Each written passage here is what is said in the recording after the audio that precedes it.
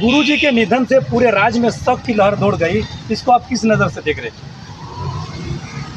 ये पूरे राज्य में अपूर्ण क्षति है।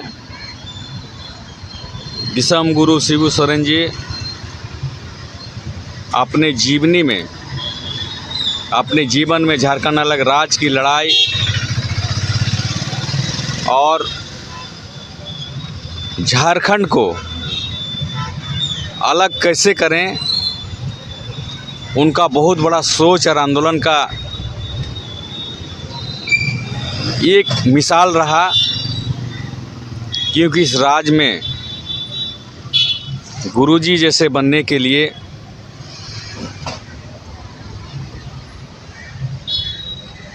तो ये संभव ही नहीं है।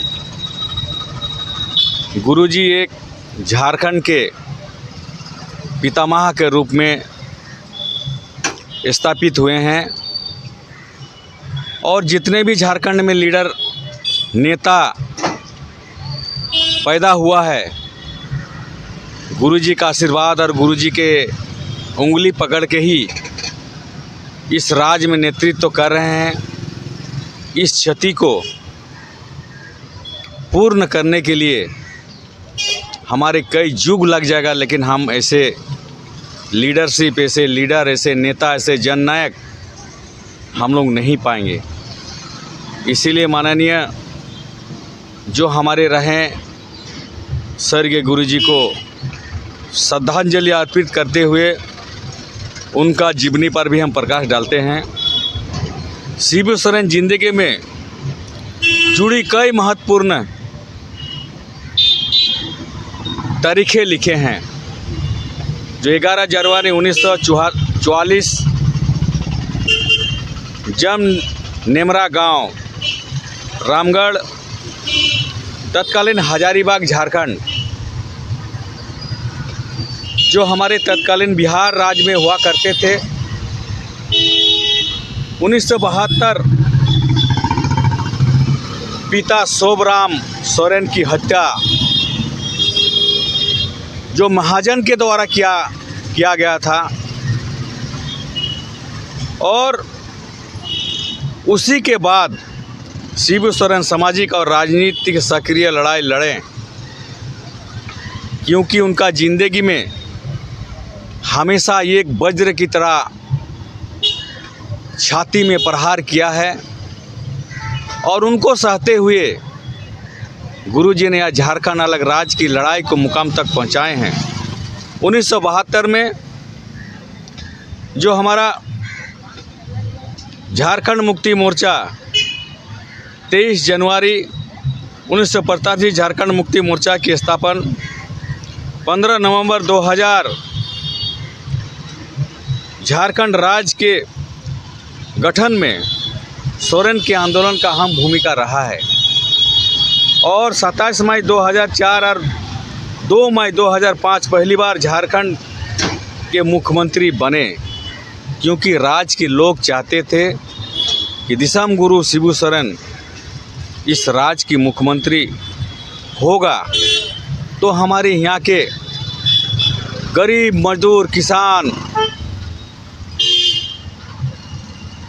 जो इस राज्य के, इस देश के अंतिम छोर पर रहने वाले, जो विकास की नाम पर जो उनको न कुछ नहीं मालूम, वैसे व्यक्तियों को उन्होंने झारखंड या राज्य के या देश के लोगों को लड़ने का साहस दिलाएं, हक अधिकार की मांग का उन्होंने लड़ाई सिखाएं। गुरुजी का ये मिसाल रहा है।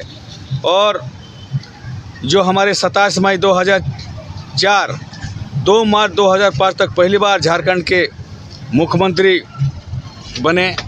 मुख्यमंत्री बनने के बाद अनंत फनन में यहाँ के जो व्यवसायी, यहाँ के जो लुटेरा लोग गुरुजी को उस समय कई दिन रहने के बाद, कई महीना रहने के बाद सत्ता से उतार दिए हैं। तब भी हमारे झारखंड राज्य के लोग नहीं माने। 30 अगस्त 1908, 12 जनवरी 1909 दूसरी बार मुख्यमंत्री बने। 30 दिसंबर 2009 31 मई 2011 की तीसरी बार मुख्यमंत्री बने। 1980 में 1980 से 1989, 81, 86 और 98, 99, 2004, 2009 तक दुमका से सांसद बने हुए थे। 2020 में झारखंड लोकसभा का सांसद बने। 2004, 2011 से दिल्ली में जो उनका सर गंगाराम हॉस्पिटल में उनको एडमिट कराए गए।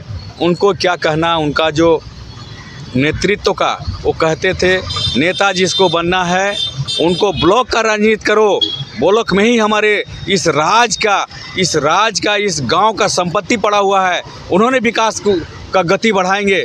लेकिन आज जो हमारे नेतृत्वकर्ता, हमारे नेतादय जो खड़े हैं, आज उनके जो अब्सेंट में, उनके जो रिक्त स्थान में जो हमारे नेता लोग हैं, नेता लोग राज के विकास के लिए प्रगति, जो गतिशील, ऊर्जाशील जो नेता लोग जो अपना विकास के लिए हर संभव प्रयास कर रहे हैं, ये बहुत बड़ी बात है। लेकिन हम लोग इस दुनिया में हमारे गुरुजी नहीं रहे, उसके लिए कोटि कोटि नमन करते हैं कि गुरुजी आप कहीं भी रहें, हमारे मार्गदर्शन में आप हमेशा सहयोग करें, क्योंकि आपका मार्गदर्शन हमारे झारखंड राज्य को भला करेगा। लेकिन दुखद बात यही है, गुरुजी ने अलग राज्य की लड़ाई मांगे थे कि हमारे यहाँ के राज्य में सुख समृद्धि, यहाँ शिक्षा, स्वास्थ्य और यहाँ के जो व्यवसाय, आर्थिक जो नौकरी में हमको भागीदारी हमारा सुनिश्चित होगा। दुर्भाग्य की बात है, गुरुजी ने लड़ाई लड़े थे, वो अपूर्ण रहा। गुरुजी लड़ाई जो लड़े थे उनको हम लोग नहीं मानते हैं कि हमारे यहाँ की स्वास्थ्य का उस तरह की व्यवस्था है।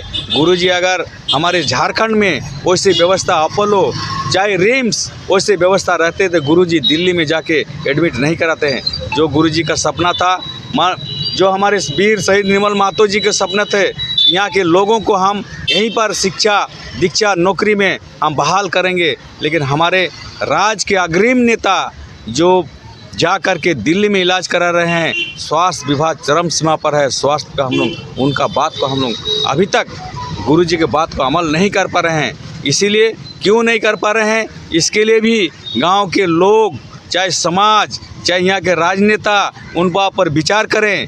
क्योंकि जो हमारे यहाँ स्वास्थ्य व्यवस्था है, सरकार की ओर से लाचार व्यवस्था है। टाटा टिस्को जो हम हॉस्पिटल खोल के बैठी है, उसमें वो व्यवस्था नहीं है, ना वेंटिलेशन है, ना हार्ट की कोई बीमारी का सही रूप से उपचार करेंगे, ना डॉक्टर है, ना यहाँ किडनी का कोई बड़ा डॉक्टर है।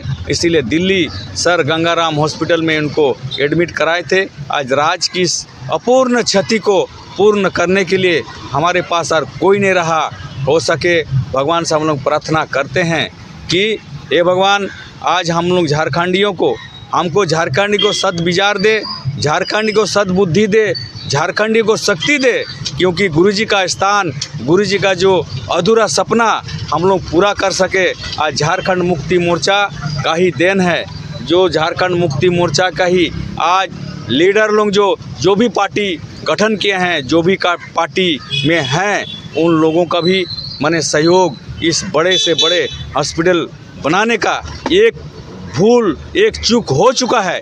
इस भूल से हम लोग को सीख लेना चाहिए कि गुरुजी जैसा हस्ती को लेकर के हमारे हॉस्पिटल में जाए। माननीय राज्य के शिक्षा मंत्री रामदास सोरेन जी को जो यहाँ ट्रीटमेंट नहीं हो सकता, दिल्ली में ले जाए तो हमारे राज्य गठन होना और नहीं होना, ये दुर्भाग्य की बात है।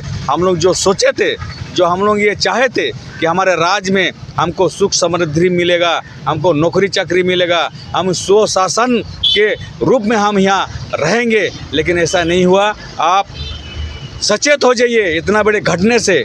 दो हमारे यहाँ पर राज्य के बड़े लीडर जो आज इस परिस्थिति में हैं, उनको देख करके आप सचेत हो जाइए। बड़े से बड़े हॉस्पिटल का निर्माण होना चाहिए ताकि गरीब गुरबा से लेकर के बड़े यहाँ मंत्री तक, संतरी से मंत्री तक इलाज कर सके। यही हमारा कामना रहे और हमारे शिक्षा मंत्री को जल्द से जल्द स्वस्थ होकर के घोड़ाबंधा में आए। यहाँ के मिट्टी मांग रही है कि रामदास सोरेन जी जल्दी स्वस्थ हो जाएं और हम लोगों के बीच रहें, क्योंकि हम लोग उनको बहुत दिलों से मानते हैं। हमारे दादाजी ने माने हैं उनको नेता, हमारे पापा ने माने हैं, हम लोग भी मानेंगे, मेरा बेटा लोग जो होगा वो भी मानेंगे, क्योंकि ये सर्वमान्य लीडर है रामदास सोरेन जी। उनका स्वास्थ्य का हम लोग कामना करते हैं। जोहार, जय झारखंड।